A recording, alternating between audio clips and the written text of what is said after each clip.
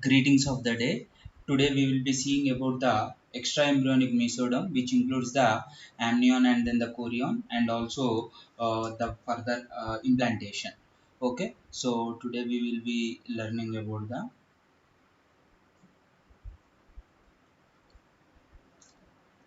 extra extra embryonic membranes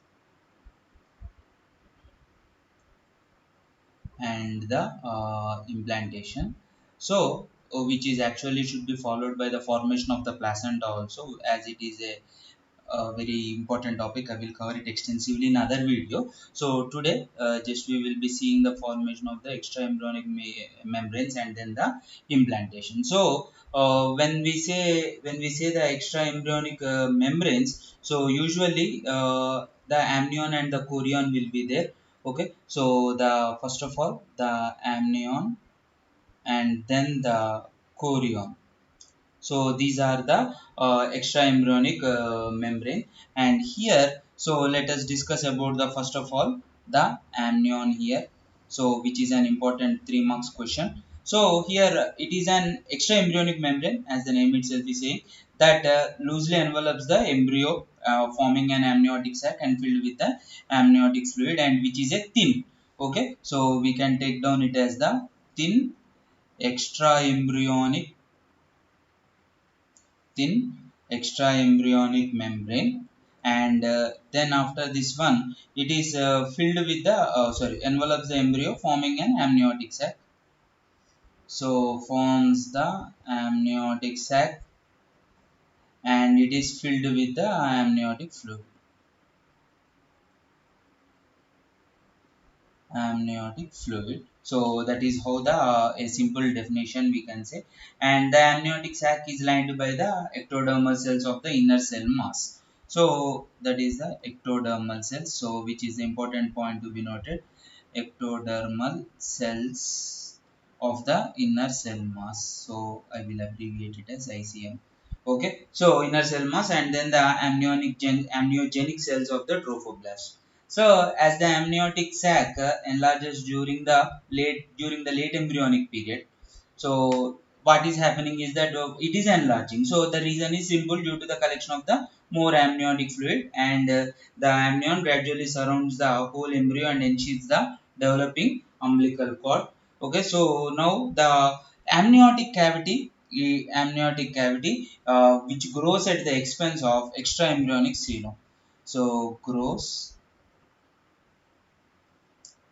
at the expense of extra embryonic coelom. Grows at the expense of extra embryonic coelom. So this is how it gets developed, and which gets obliterated and fusion occurs between the amnion and then the chorion. So here the amnion and chorion, let us have a pictorial representation.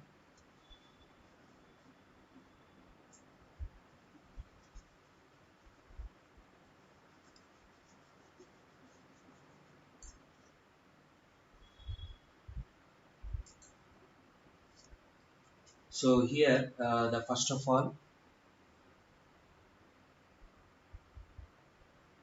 sorry.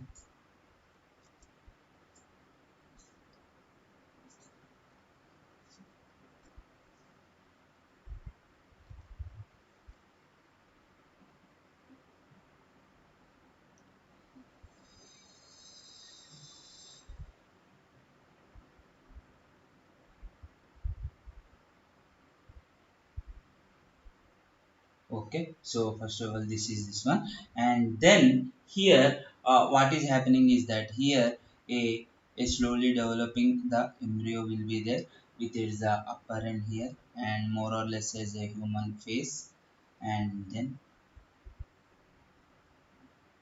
this is the embryo. Okay, and then which is lined by the, now we will see about the amniotic cavity with a different color. So here what I will be drawing is that with the different color. So yes, the red color membrane, that is the amnion membrane, and within it that is lying is the amniotic cavity. so filled with the amniotic fluid. So now here at this end I will be drawing in a different organ. So now here we can see a wavy structure, that is the placenta. And what is happening is that in which the vessels grow inside, vessels go out. Okay, so that is the placenta. Now let us have the labeling here one by one. Okay, so here the first of all, that is the amnion. So this is how the amnion is formed from the that is a thin extra embryonic membrane, and lined by the ectodermal cells of the trophoblast. Okay, so amnion, and inside it, that is the amniotic cavity,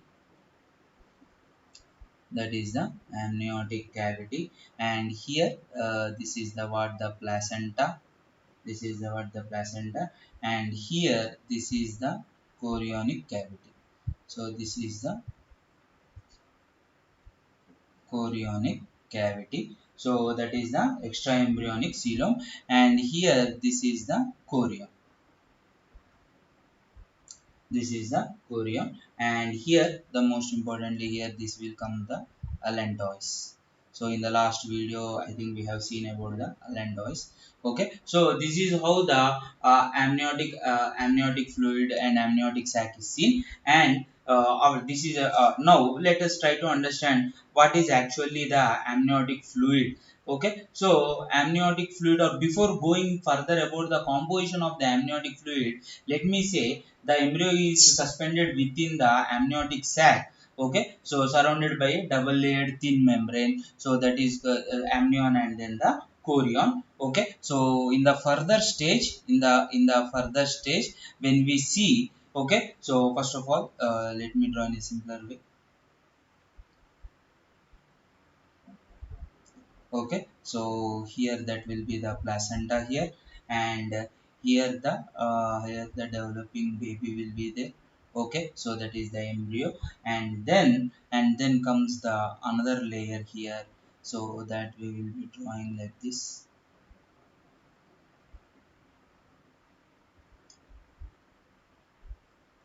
Okay, so now we can call these two as the amnion and then the chorion, amnion and then the chorion. So this is how the amnion and chorion are seen. And these are, and in between them, that is the amniotic cavity filled with the amniotic fluid. So this is further. Now before going further, let us try to understand what is the amniotic fluid. So once it was asked as a 3 marks question, what is define amniotic fluid, constituents, and then the functions of the amniotic fluid. So this amniotic fluid is a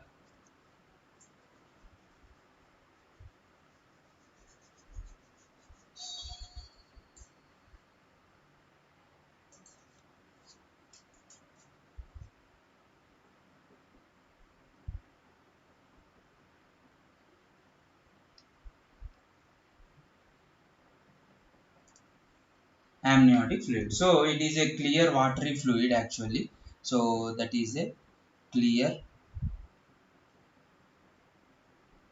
watery clear watery fluid actually. So containing the so with we can say that salt, sugar, urea, and also the proteins, urea and then the protein. So this is the composition. And also the next one, that is the fetal urine when kidneys start functioning. So and then the next component will be the lung cell secretion, lung cell secretion, and also the placental secretion. So placental secretion. Now this is the how it is formed. And now constituents, they are the metabolites and then the hormones, and cells which are peeled off, you can say, or slaughtered off from the fetal lungs, then the placenta, and then the amniotic sac, and lastly the fetal urine. So now coming to the next one, these are the components. And here next one we will see the functions of the amniotic fluid. So coming to the functions of the amniotic fluid, so it mainly acts as the buoyant medium. Okay, so permits the symmetrical development and growth.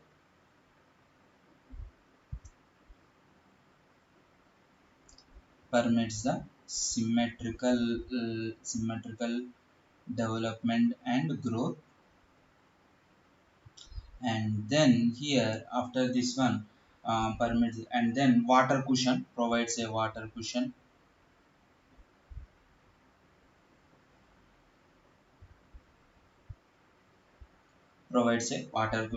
and then hydrostatic bag, which we call it as the bag of waters. So it provides a hydrostatic bag of waters. Okay, so that helps in the dilatation of the cervix at the beginning of the labor. Okay, so that is about the amnion. And now let us see about the chorion. Okay, so after seeing the chorion, we will be seeing the development of the yolk sac, functions of the yolk sac, and then the allantois, and after which is followed by the implantation and types of the implantation and effects of the implantation.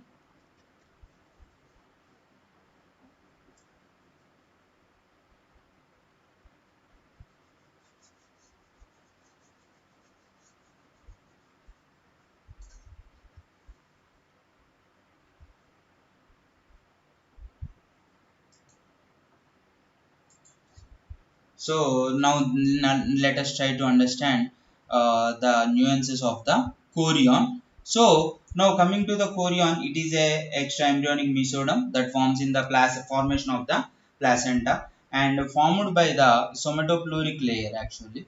So we can say that it is formed by the somatopleuric layer. Somatopleuric layer of the extraembryonic mesoderm.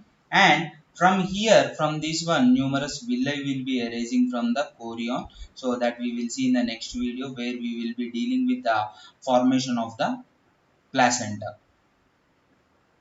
And after this one, there will be the different types of the chorion, so that we will be seeing in the formation of the placenta, so where we name them as the chorion leve, which is the smooth. There are types actually, so two types. One is the smooth one, that is the chorion leve, and then after this one, there is the rough region, or we can say fetal portion of the placenta develops, that is called as the chorion frondosum. So that is the chorion frondosum. And then this is about the chorion. And now here, next comes the yolk sac. Okay, so yolk sac here.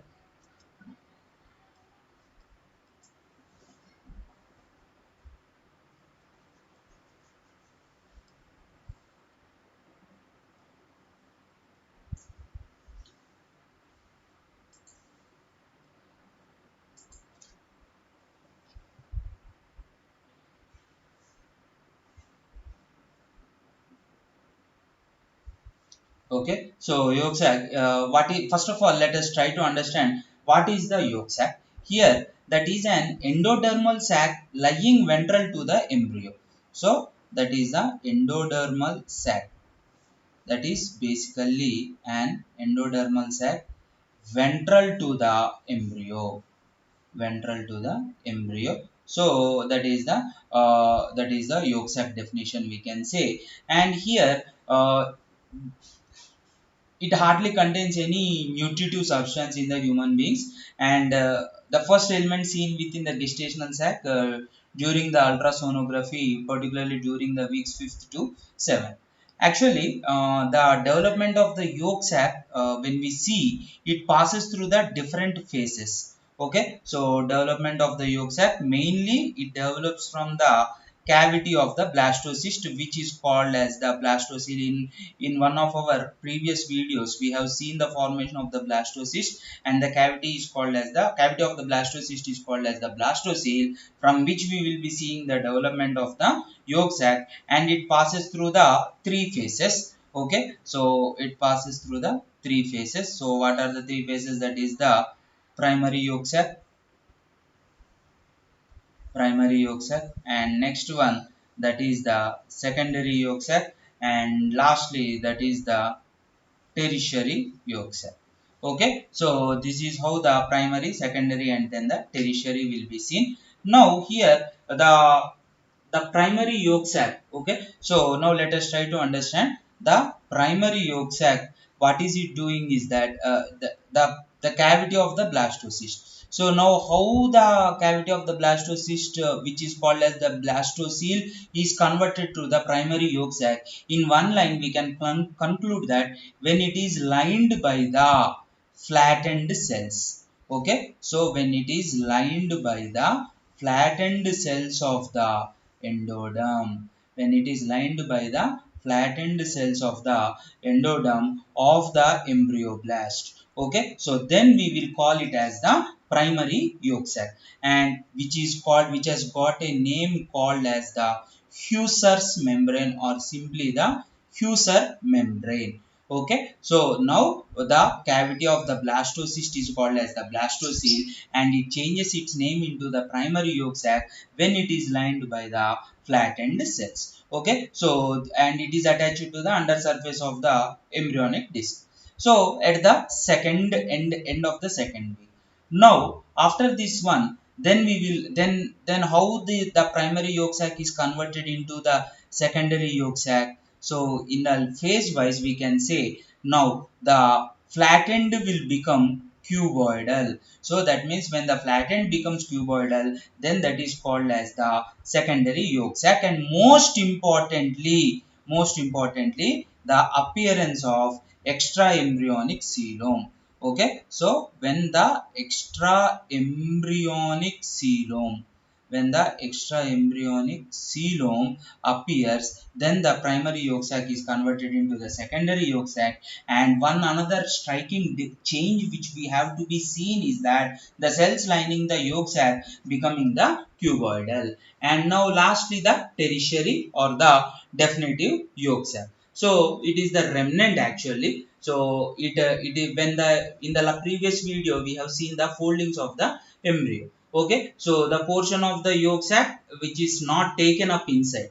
Okay, so now it is a remnant of the secondary yolk sac, and as the embryo folds, it takes most of the yolk sac inside the body to form the primitive gut. Okay, so that is about the primary, secondary, and tertiary. So yolk sac, many times it is asked as the short answer question. So types are there: primary, secondary, and tertiary. And finally when the yolk sac is taken up inside the body, okay, so the it communicates with the midgut, that is via the vital lobe intestinal duct. Okay, so now coming to the functions. Okay, so coming to the functions here, functions of the yolk sac. Functions of the yolk sac, that is the hemopoiesis, that is the hemopoiesis. Okay, so it produces the blood for the embryo until the 6th week, so whereafter the liver takes off the baton of producing the blood cells. And formation of the primitive gut.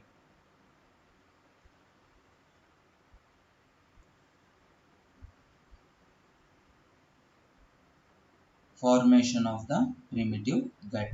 Okay, and then after this one, formation of the primitive gut. And after this one, primordial germ cells. In our first video of this series, so when we are learning about the gametogenesis, we have used this word primordial germ cells many times. Okay, so now the primordial germ cells, they form from the walk of the yolk sac. Okay, from the wall of the yolk sac during the 4th week. And lastly, that is the allantois, which we are now learning about that allantois, and which is an important short answer question. Okay, so now the yolk sac. So the chronology will be coming like this. So the fertilization, then the embryo formation, then the blastocyst, then the blastocele, and in the blastocele the cavity which is forming the yolk sac, that is the primary yolk sac, secondary yolk sac, and then the tertiary yolk sac. And in the one of the functions of the yolk sac is the primordial germ cells during the 4th week. Okay, so that is about the yolk sac. And lastly, it also forms the allantois. So let us try to understand the formation of the allantois in a pictorial way.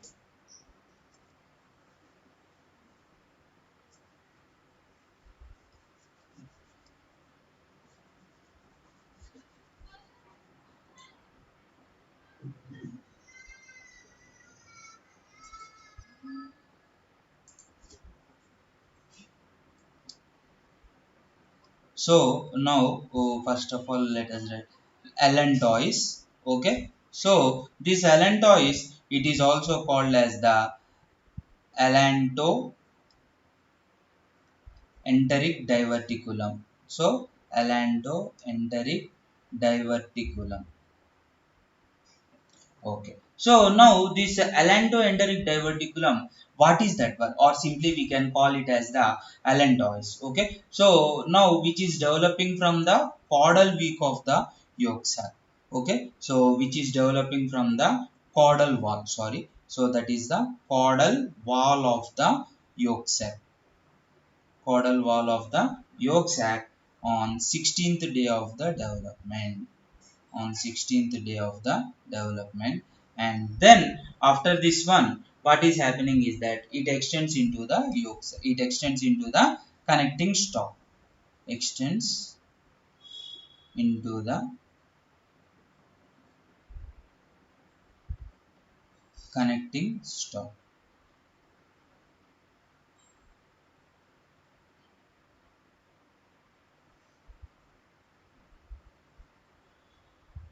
Okay, and then after this one, the allantois, the after the folding of the embryo, so allantois is connected to the terminal part of the hindgut, so which is actually dilated. Okay, so the point to be noted is that it is connected with the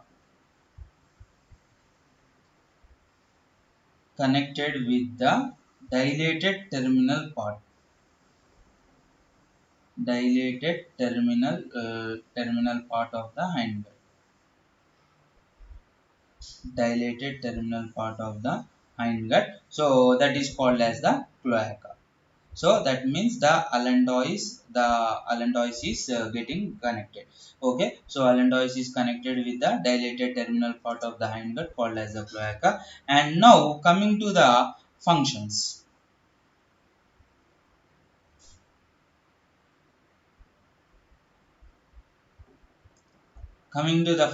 here. Okay, so vascularized by the allantoic vessels, so we can say that is the vascularized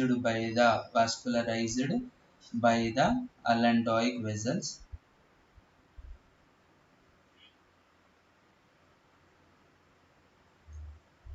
And then after this one, that is the oral in adults, we can say in adults, that is the represented by the median umbilical ligament. Okay, so in adults it is represented by the median umbilical ligament, and it also contributes to the, so actually the median umbilical ligament, it is extending from the umbilicus to the apex of the urinary bladder. Okay, so apex of the urinary bladder. Now here after this one, it also contributes to the formation, contributes to the formation of the urinary bladder, contributes to the formation of the urinary bladder. Okay, so this is how the functions of the allantois is seen. Okay, so now let us try to understand, this is about all about the allantois. Okay, so here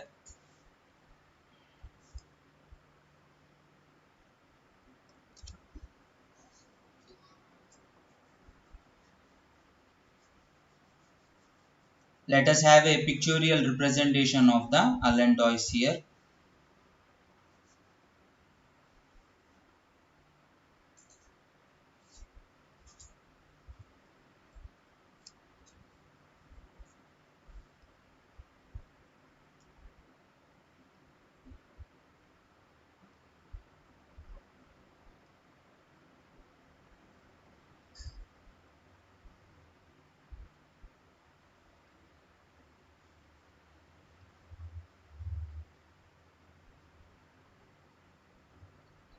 Okay, so first this is the, we can say, amniotic cavity. Okay, and then with our color differentiation we will be showing.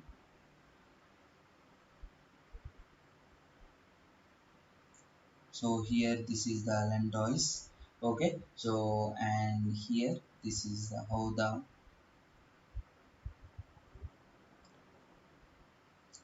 This is how it is formed. And then surrounding it will be, yeah, this is how the allantois is formed. And here we can see the layer, and here this is the placenta. So now let us see one by one labeling. So here it is the placenta, and here this is the amniotic cavity. Here it is the amniotic cavity, and here it is the hindgut. Here it is the hindgut, hindgut part, or you can see primitive gut. And here this is the allantois. Okay, so till now we have been discussing about this one only, that is the allantois. Okay, so now here, before going into the formation of the placenta, which marks the completion of the general embryology. Okay, so we will that I will deal with the umbilical cord and the placenta in another video. Okay, so I will be ending this video now with the understanding of the implantation. Okay, so implantation, sites of the implantation, and then the decidual reaction. Okay, so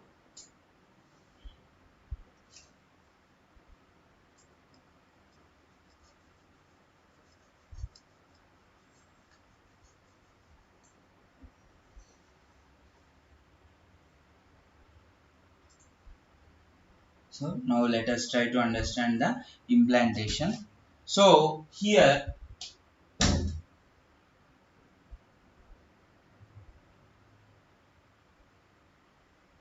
so implantation, now what is that one actually? So just we can define in a one line as the blastocyst is embedded within the endometrium. So blastocyst embedded in the endometrium.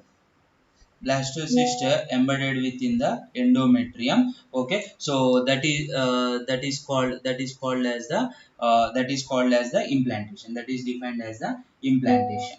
Oh,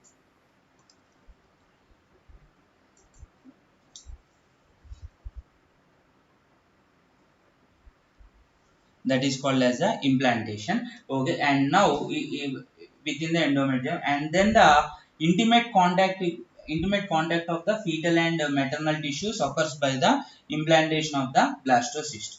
Okay, so that is about the implantation here, and then that is defined actually, and then which is followed by the, so after this one, due to the blastocyst embedding into the endometrium, what happens is that the uterine endometrium, now it is called as the decidua. That is called as the decidua, which is also called as the gravid endometrium, which is also called as the gravid endometrium. Okay, so now, that is defined as the modified uterine endometrium. That is defined as the modified uterine endometrium. Modified uterine endometrium, and during the pregnancy. Okay, so now which is shedding after the birth, so that is why it is called as the decidua, which actually means the falling off. Okay, so now there is an important short answer question, that is called as the decidual reaction. That is called as the decidual reaction. So let us try to understand the decidual reaction.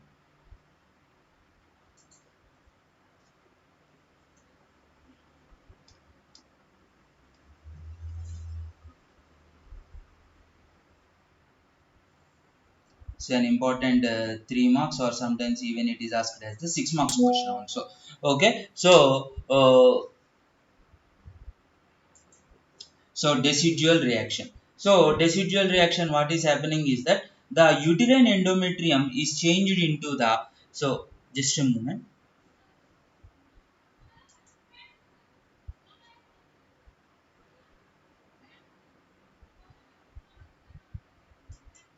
So the decidual reaction. So the uterine endometrium is changed into the decidua under the influence of the progesterone and then the HCG. So this process of formation of decidua is called as the decidualization. So the uterine endometrium,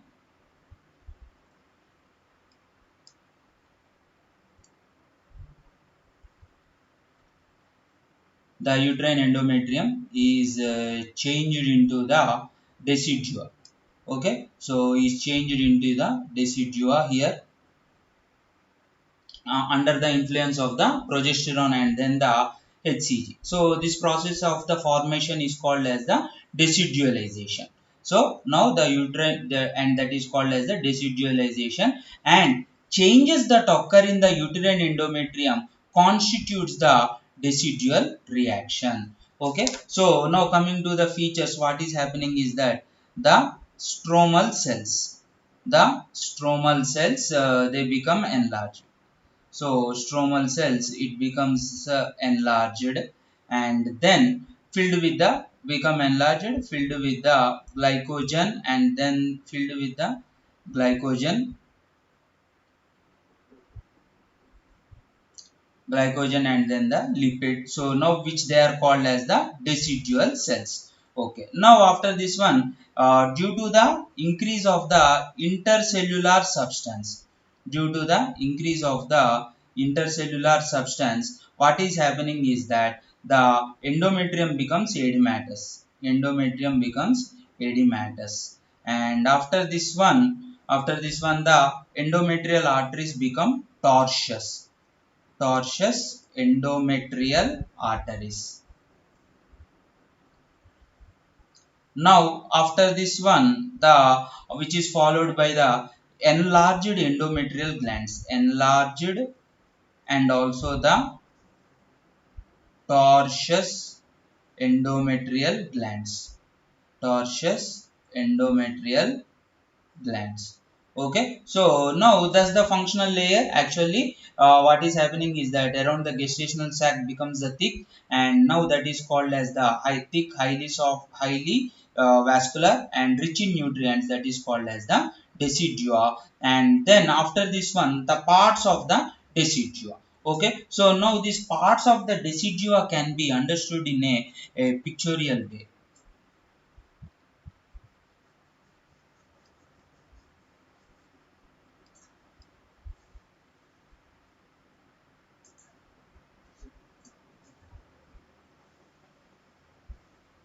So when we see in the when we see in the horizontal coronal section of the uterus.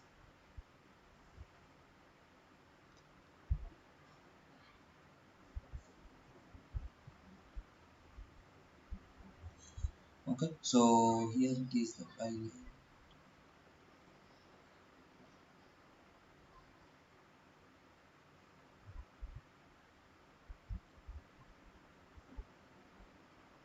Okay, so here this is the uterine cavity. So I will be abbreviating as the UC. That is the uterine cavity, in which what happens is that now we will try to understand the differences of the uterine endometrium with the different colors. So now what I've been drawing, that is the uterine endometrium.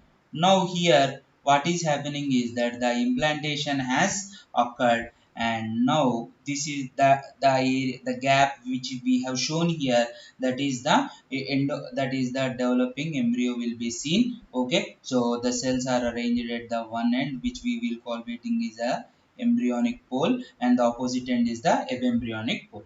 Now here the decidua which is facing towards the embryo, now it is called as the decidua basalis. That is called as the decidua basalis, and here it is the blastocyst.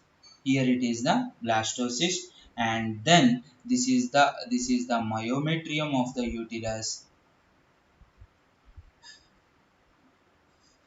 Myometrium of the uterus, and then here this is the decidua capsularis. Okay, so this is the decidua capsularis. Decidua capsularis, and the remaining one, that is the decidua parietalis. Remaining one, that is the decidua parietalis. So now, so let us try to underline this one: decidua parietalis, decidua capsularis, and decidua basalis. Okay, so any of these three, they are actually forming the 3 marks question.